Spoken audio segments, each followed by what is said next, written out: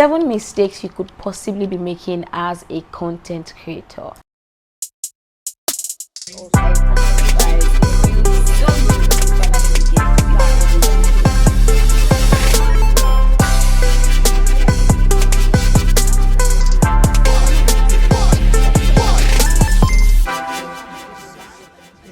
Hi guys, my name is Orelo Abdullahi and you are welcome to my channel.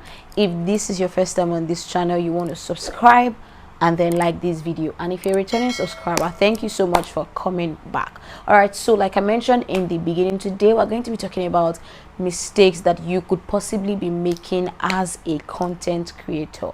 So number one, your content creation process is not seamless. So what do I mean by this? Some people create from the confines of their homes. Some people create, by going to the studio. Some people have like a full glam team when they are creating. So you want to ask yourself, whichever one of these categories that you fall into, does this help you create more videos, or is there a way that you can balance using a full glam squad with also creating videos from the confines of your home? So what I always like to suggest, what I always like to advise is that when you create and that you want to appear very excellent, everybody really wants to do excellent videos, you also want to ensure that you are not tying yourself to you're not tying yourself to always wanting to create excellent videos. What I mean is, let's say you go to the studio, you have a full glam team for your videos sometimes, or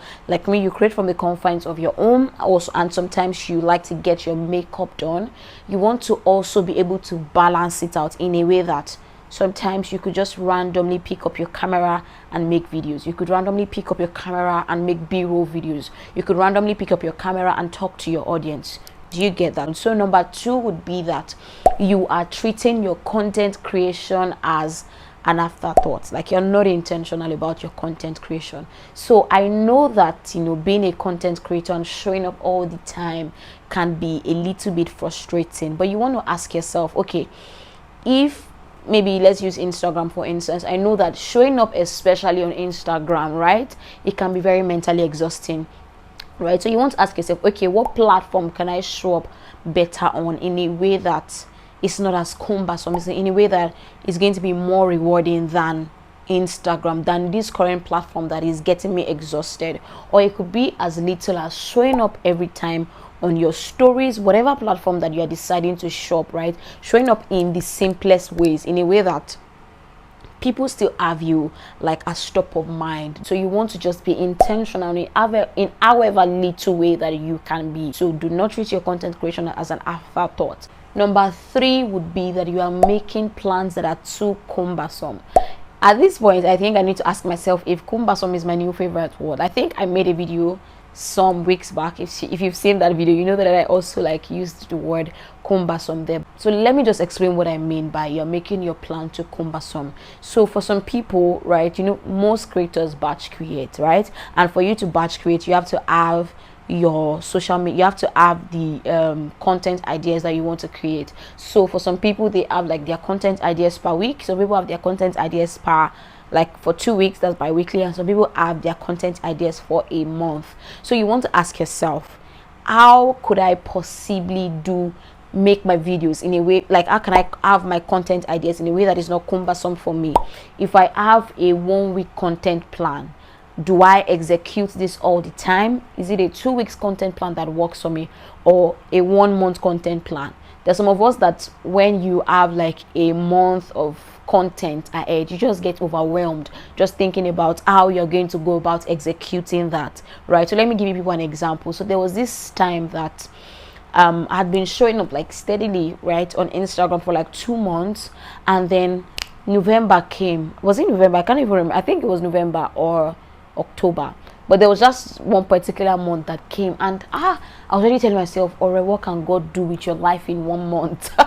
What can God do with your content in 1 month? And I had a very great content plan in mind. I sat down, I created a content calendar, but for every time that I would look at that content for every time that I would look at that content calendar, I would get so exhausted thinking about how I was going to move those content ideas from just sitting in my Google Calendar to executing them. So first off, it wasn't just because of the content calendar. I think it was mostly also because of the kind of content that I had written there. So you want to ask yourself, how can you, do you get it? Just still boils down to how can you make your content process easier for you? Do you want to ask yourself, do you want to say, okay, maybe I could make one talking video per week and then make other ones B-rolls? Maybe I have one talking video and I'm adding more pictures. But the moment where I think that time I was going to probably be having like talking videos back to back to back to back. So for every time that I looked at that Google Calendar, I'm like, oh my god, I don't think I can do this, right? So I'm sure that you get the point. So the fourth point would be that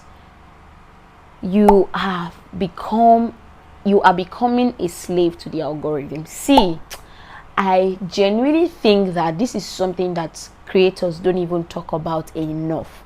There's something about content creation that would almost, if you don't check it, right, that will make you a slave to the algorithm, especially Instagram, right? Because the moment you create a post, the moment you create a content, you're checking it. Oh, how is this content doing? You're checking the analytics. How many people have seen it? How many people have liked it? Like, guy, chill, right? I know it's easier to say.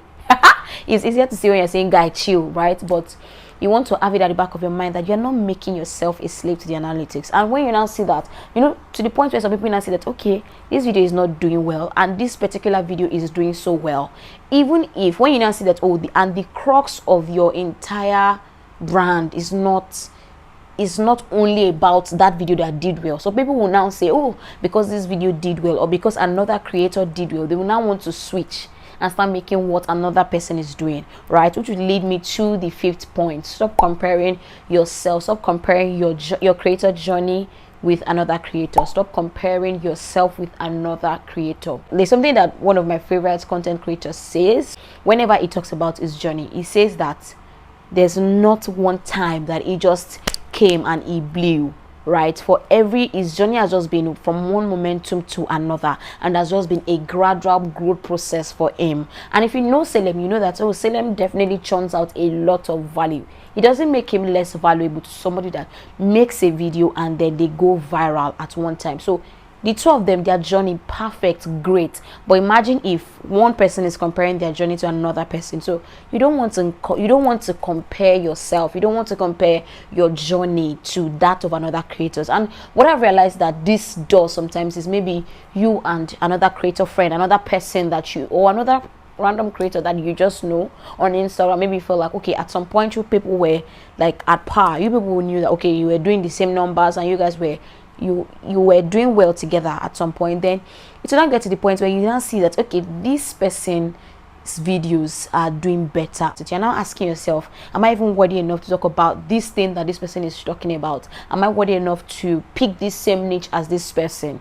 because you think that that person's number is doing better than your number? So just deaden that. Just create what you will create. Of course, sit back, check the results, analyze, check on the things that you can improve on. But don't let it be that whatever you're doing, you are comparing your journey and you're comparing your content creation with that of another person. Right now, at this point, if you don't think that I've been giving you gems back to back to back to back, I don't know what to say, right? So if you don't like this video, please like it right now. And yeah, drop your comments. Let me know some struggles that you've had as a content creator. So the next mistake that you could be making, that we've all made at some particular time, is that you're internalizing the wrong feedbacks.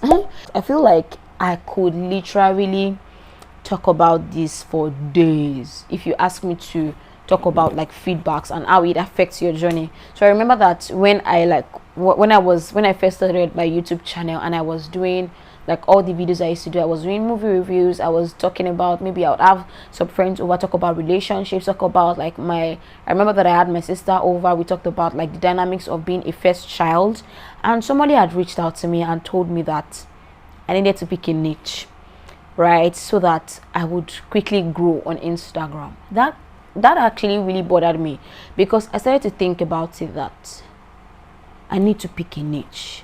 I need to pick, and that's the thing, right? When that person said it to me, the person didn't mean anything. The person didn't mean to harm me in any way. The person just felt like, okay, this was great, this was great feedback, this was great, a great opinion that I could share with this person. But what it did was it just messed with me, like, totally. While you want to listen to people, you want to listen to their opinion, but I also think that you should be able to ask yourself that what are the things that I can do with and the ones that I can do without, right? So let me give another instance. I remember that, okay, there's this person that knew me, right? And when he knew me, he knew that, okay, I was practicing, and then he had reached out to me, told me that he wanted me to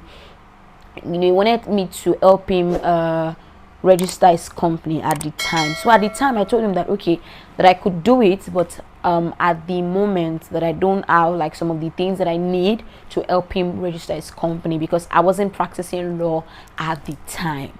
And next thing the person would ask me is, oh, so what are you doing now?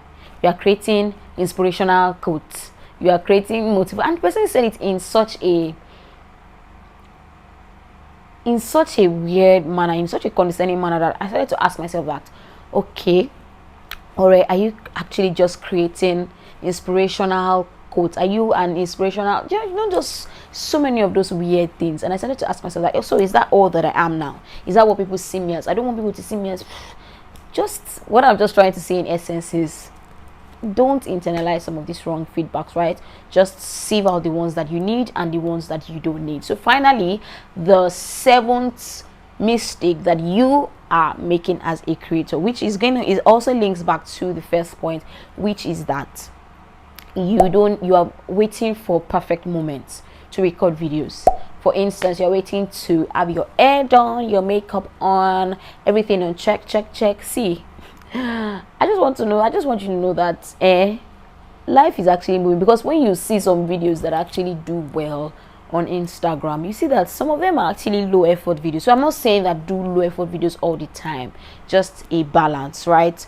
Have times that you're just randomly recording yourself in your day-to-day, maybe while you're, whatever it is that you're doing, maybe while you're doing something in your room, while you're working, you're recording yourself, so that on the days that you cannot force yourself to show up, you can use these videos, just layer text on them, or do whatever it is that you would do, with these videos. So just to wrap that point up, record yourself a lot, make perfect videos, make imperfect videos. They would always come in handy. So now that brings us to the end of this video. Let me know which of these struggles, which of these mistakes you found most relatable. Let me know in the comment section. Yeah, I'll be there, I'll be reading everything, right? So, and if you found this video helpful, please, one more time, share this video with your friends. Remember to give this video a thumbs up. Remember to subscribe to my channel if you haven't, and remember to again share this video with your friends. All right, see you guys on my next upload. Thank you so much for watching. Bye, have a great weekend. Mwah.